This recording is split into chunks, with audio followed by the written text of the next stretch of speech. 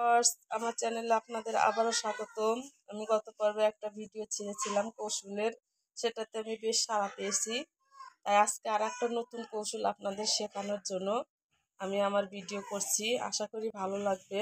কৌশলটা খুব সুন্দর একটা কৌশল, অনেকেই হয়তো জানেন, আমরা অনেকেই হয়তো জানি না যে আসলে আমি কি শেখাবো। এই দেখতে পাচ্ছেন আমার কাছে আছে স্যাফরন আর আছে আয়রন মেশিন।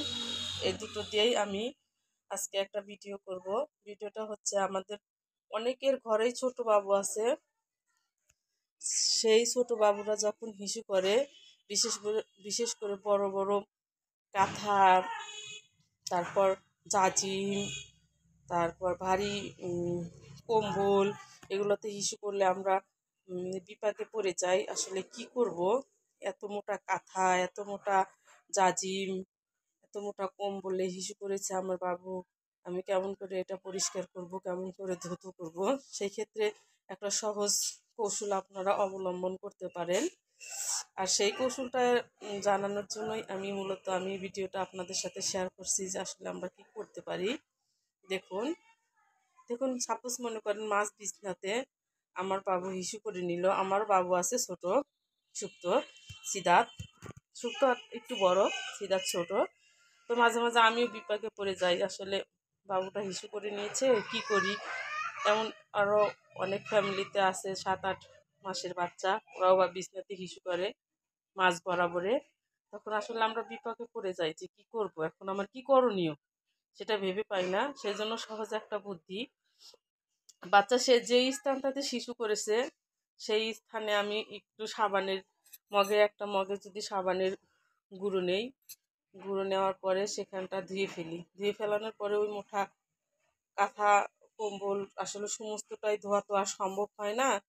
সেই জন্য ওই যেটুকু স্থানে হিসু করেছে সেইটুকু স্থানে আমি শুধু ধুয়ে নেব। ধুয়ে নিয়ে আমার স্যাবনল দেখতে পাচ্ছেন, স্যাবনলটা ছিটিয়ে দেব।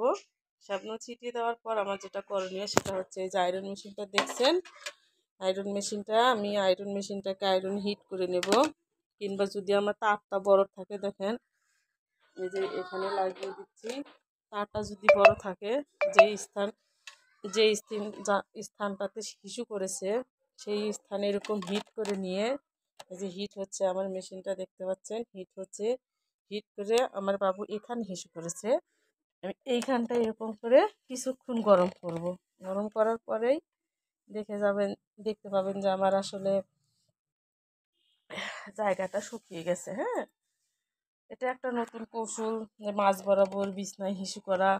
হিসু করলে আমরা আসলে বিপাকে পড়ে যাই, কেমন করে এটা শুকাবো, কেমন করে করবো।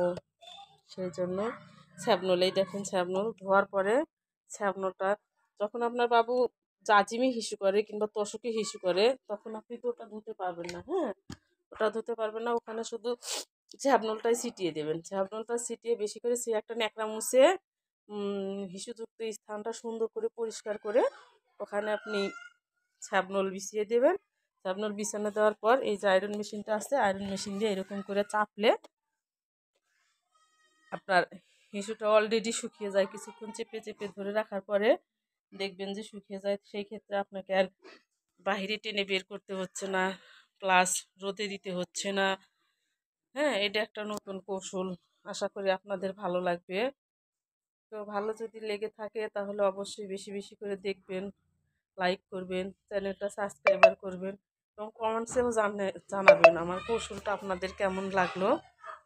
বন্ধুরা দেখেন, আশা করি ভালো লাগবে। আমি আবারও বলছি, যাদের ছোট বাবু আছে তারা অবশ্যই এই কৌশলটা অবলম্বন করলে অনেকটাই উপকৃত হবেন। শিশুযুক্ত স্থানটা আয়রন মেশিন গরম করে বারবার ছাঁকা দিবেন, কিংবা লাইন থেকে খুলে নিয়েও আপনারা এটা ছাঁকা দিয়ে জায়গাটা সুন্দর করে শুকিয়ে নিতে পারেন। সেই ক্ষেত্রে কোনো গন্ধই থাকে না। এটা আপনারা করলেই দেখতে পাবেন পরীক্ষিত যে আসলে কি এটা খুব সুন্দর একটা কৌশল আর কি, খুবই সুন্দর একটা কৌশল। বেশিরভাগ স্যাবনলটা কিন্তু আপনাকে ইউজ করতেই হবে। স্যাবনলটা ইউজ না করলে হিসুর গন্ধটা যাবে না। তাই স্যাবনল ইউজ করবেন এবং মোটা কাঁথা কিংবা জাজিমে যেখানে হিসু লেগে আছে সেখানটা ধুয়ে ন্যাকড়া দিয়ে মুছে আপনারা সেই ক্ষেত্রে আয়রন মেশিনটা ইউজ করতে পারেন। আশা করি খুব উপকার পাবেন, আশা করি খুবই উপকার পাবেন।